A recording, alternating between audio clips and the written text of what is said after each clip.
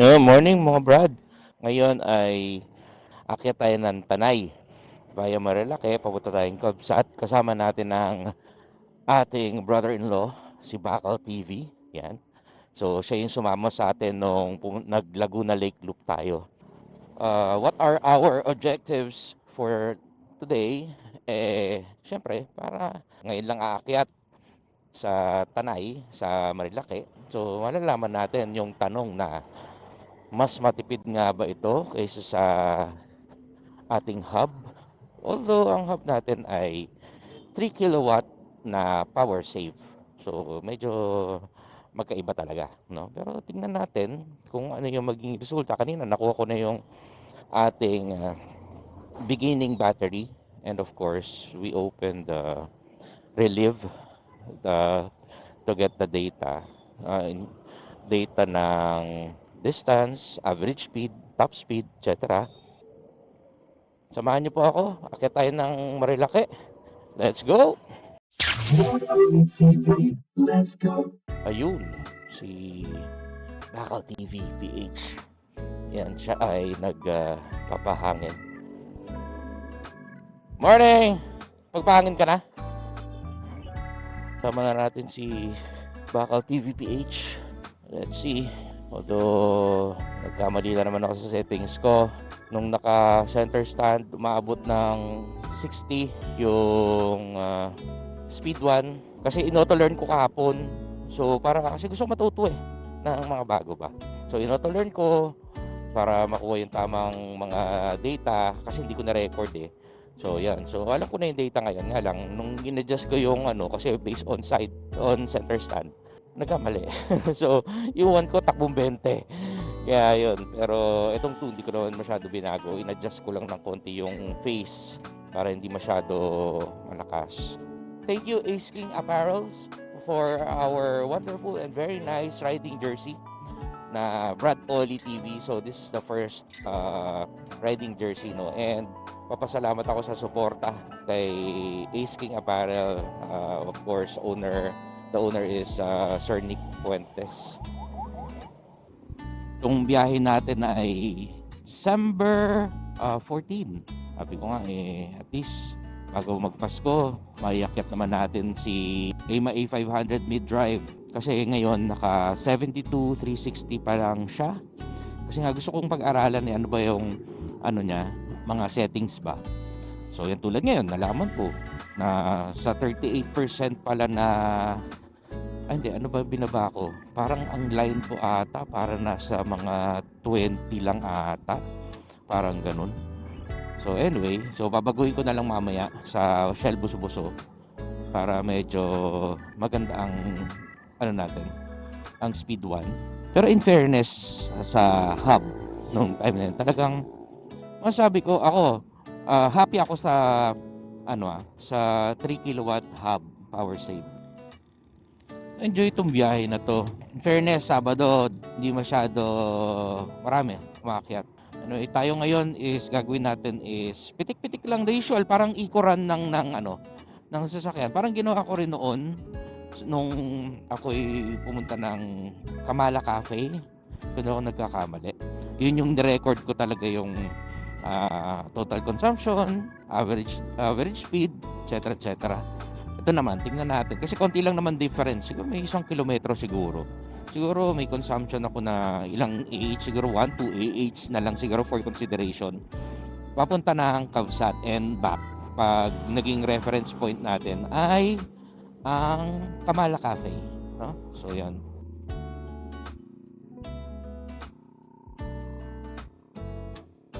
Tibay ni Kuya. Nakasando Di ko ata kaya yung ganyan. Grabe yun Tulog lahat ng taba ko niyan sa katawan. Pero tayo konti.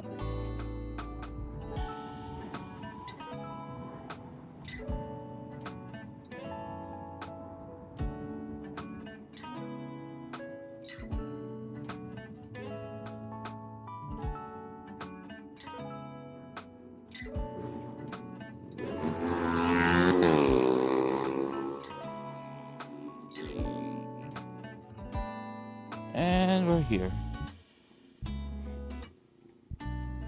Morning people! Ayun na po si Bakal TV. Tayo on the way na to Kabsat. Yan, in-adjust ko na ngayon yung ating settings para medyo gumanda na yung takbo ng buwan. Gumanda na siya. Hindi kagaya kanina. Takbong 25. Anyway, so at least naayos na. Ngayon tumatakbong 60 naman na. Ayan na mga kamote boys. Eto na po sila. Kanina pa yan naghahataw. Anyway, huwag natin sila, sana wala sila madamay. Yun lang naman. Para happy that. Merry Christmas. Yan. So, we're approaching Baras. And sa aking voltmeter, nasa 84 volts. Medyo bawas na syempre. Dahil tayo ay medyo mabilis ang pacing namin ni Bakal TV PH. Tamang 55-60, which is tama lang naman for this highway. Bigyan natin ng isa si Bakal TV.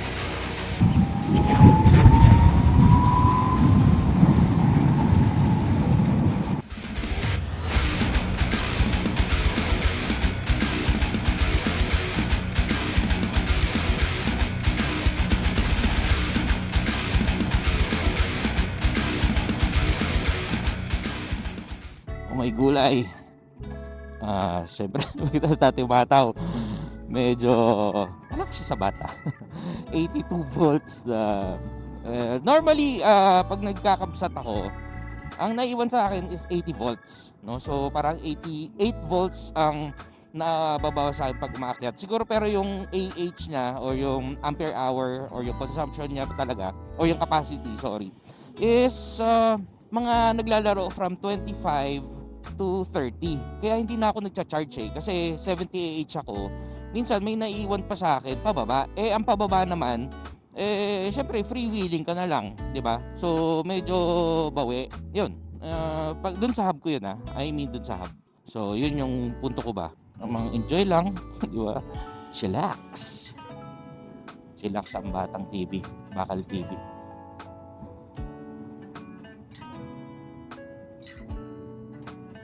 Pero in fairness, pagdating sa ahunan, parang iba Hindi, wag na natin gamitin yung word na iba.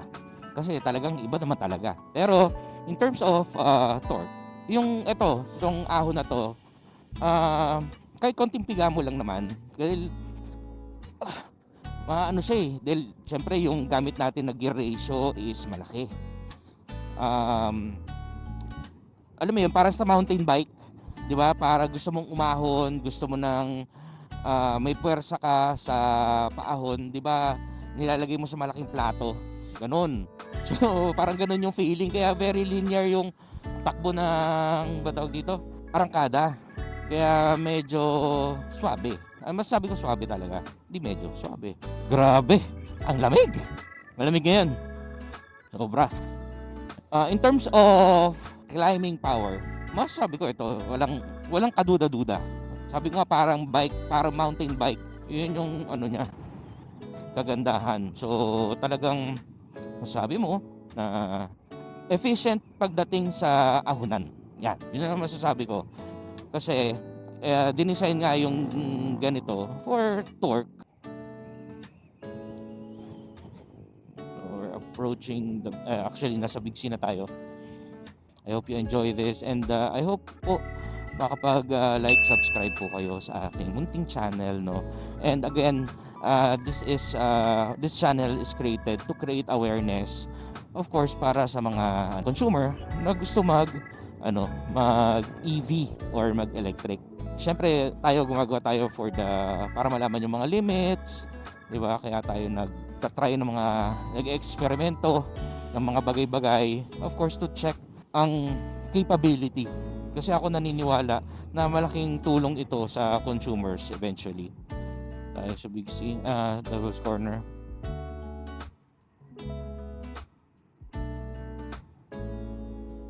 Ito na si Bakal. Maganda kayo Bakal TV. Diba? Pagkatapos na humarurot, iintayin niya ako. Para sa'yo to, Bakal TV. Bakal TV in the house. Di ba ako mabaros tuloy. Videoan natin si Bakal TV para meron siyang souvenir sa ating biyahe. Ayan. Ito na ang delikadong part ng Marilake. So, yung maraming mga putik na yan, oh. Grabe, ang dulas yan.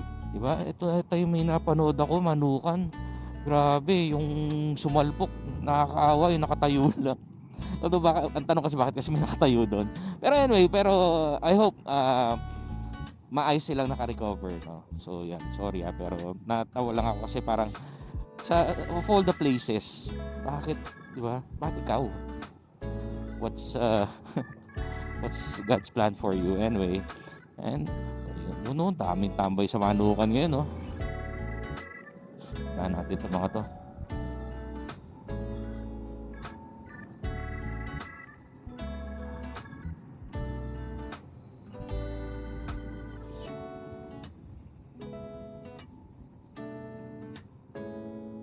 Itipid nga ako ng battery. So yun, currently meron tayong 80.1 volts and 61% battery capacity. So malaman natin kung makiki-charge ba ako o hindi pababa. Pero normally at 50% safe naman na yun. Kung meron akong 35 Ah pababa, it's enough para makauwi ng Marikina. So yun naman ang lagi kong gauge. Kung pupunta ako sa isang lugar, kung makiki-charge ba ako o hindi, depende, no? So kunyari, ang battery health ko is around 35 Ah. So yun, hindi na ako makiki-charge nun. Kasi alam ko nang tansyahin yan pa uwi. So again guys, please like, share, follow my page po. So ang aking panimulang social media accounts. So yan. So again, this is to help our consumers eventually. Ito ba ay para sa inyo? Gusto ba na mausok? Gusto ba ng tahimik lang? Makakatakas ka kay misis? Biro lang. Hindi ko sinasabing totally makakatipid kayo dito. In a way, para siyang comparison of expenses. Kung ako ay magagas, ito gagasusin ko, at ito naman ang gagasusin ko kung naka-electric. So doon mo makikita yung savings na tinatawag. 'Di ba? It's about comparison. So yun, hindi yung automatic kasi mas mura yung Meralco kaya ganito, ganyan. Hindi. 'Di ba? Kasi syempre babayad ka rin ng Meralco 'Di ba? Nagbabayad ka ng monthly rates mo. Syempre iba-iba rin tayo, hindi naman buong Pilipinas nasa Meralco. 'Di ba? Cooperative. Many things to consider pagdating sa comparison. Pero naman, makakatipid-tipid talaga. Totoo lang. So yun, like ako, ano ba yung mga reasons other than pagtitipid? Kung bakit ako nag-mid-drive? Sabi ko nga, konting ulan lang, dahil saturated yung lupa sa compound namin. Pakita ko yung video. Laging baha. 'Di ba? Nalulublob yung hub. Lang naman. 'Di ba? Isa pa, yung hassle ng pagpapalit ng gulong. 'Di ba? Kasi hindi naman totally hassle kasi kung marunong ka naman talaga magbaklas ng hub mo sa controller, okay lang. Pero kung hindi, nako po, yun, ang hirap niyan, ang daming tumatanggi ng mga vulcanizing shop so takot daw sila na masira yung controller, which is we understand, no? Pero yung tipong sasabihin ay hindi kami gumagawa niyan, doon ka na lang sa e-bike shop magpagawa. Pareho lang naman na isasampa mo lang naman to sa sa tire changing machine, di ba? So yun lang yung mga hassle na yun. Talagang last time na nagpapalit ako ng goma from Pirelli to Kenda, ang hirap. Sobrang buong araw ako naghanap ng vulcanizing shop na pwede, no? Again, a big shout out to Ace King Apparel. Thank you for the wonderful riding jersey. Of course, design to, yung throttle therapy design. So very nice. Yung quality is sarap. Sabi nga, pag air cool, pag mainit, malamig. Pag malamig, sobrang lamig. Tulad ngayon, ang ginaw. Ang nagustuhan ko sa sa riding jersey ni Ace King Apparel, makapal yung tela. So air cooled siya, premium air cooled, makapal yung tela. Kaya hindi siya ganoon na kasi pag malambot yung tela, talagang syempre yung mga cons na madaling mag-stretch, etc., sobrang lambot. So it's a balance. A great morning Ganda talaga. Kita niyo ba yung view na yan? Malawak, kita niyo yung araw na possible pa lang, nakaka-relax. Diba sabi ko nga, ako naman, pangtanggal, pan-stress lang, pwede na. In terms of battery, ito pauwi na po kami. So pabalik na kami ng Marikina. So initial observation, in terms of battery consumption, masabi ko halos pareho lang pareho lang siya ng nung 3 kilowatt power save hub ko. Sa initial parang kasi normally pag umakit ako diyan, syempre may mga average 40 tas mga 40 to 60 kilometers per hour. Parang ganitong biyahe namin. Siguro ako nasa 35, ganon. So half. Kaya nga hindi na ako, 'di ba sabi ko kanina, hindi ako nagcha-charge. So ngayon hindi rin ako nag-charge kasi upon checking kanina, so medyo malaki pa yung allowance ko pa uwi. So yun. So meron since etong Marilaki, kagandahan sa Marilaki, maraming pababa na palusong. Kaya dito ka makakatipid naman sa battery. So yung consumption normally hindi na 36, di ba? Well, technically dun sa ahon wala naging problema. Okay naman. Siguro ang next na gagawin ko, actually nag-message kami ni Boss Michael ng CK Customs kasi gusto kong i-activate yung yung regen, no? Bakit ko i-activate? It's because na gusto ko magkaroon ng parang minor sa electric motors. Sa regeneration, para kang may dynamo, siya yung nagke-create ng kuryente para mag-charge yung battery mo. So ngayon may load ngayon yun, so para siyang pumipreno, para siyang nagme-minor kumbaga. So yun yung kagandahan. Kaya tayo, tulad nito, kasi nga pag pababa, normally sa electric, dahil wala siyang minor, puro ka preno. Mabilis talaga maubos ang brake pads. No? So dito sa gagawin kong next na ipapaturo ko kay Boss Michael is i-activate yung electronic niya na regeneration. Not for the regeneration itself, but for the braking. So yun ang habol natin.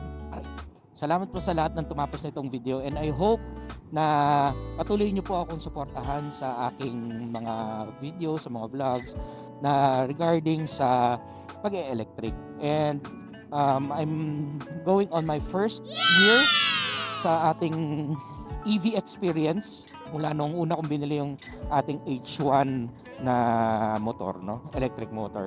Maraming salamat po. Please like, share, follow, subscribe po sa aking mga social media accounts as your support po sa aking mga contents, no, sa pag-EV. And I hope makatulong po ito sa mga consumers in the future at mga nagpaplano na mag-electric.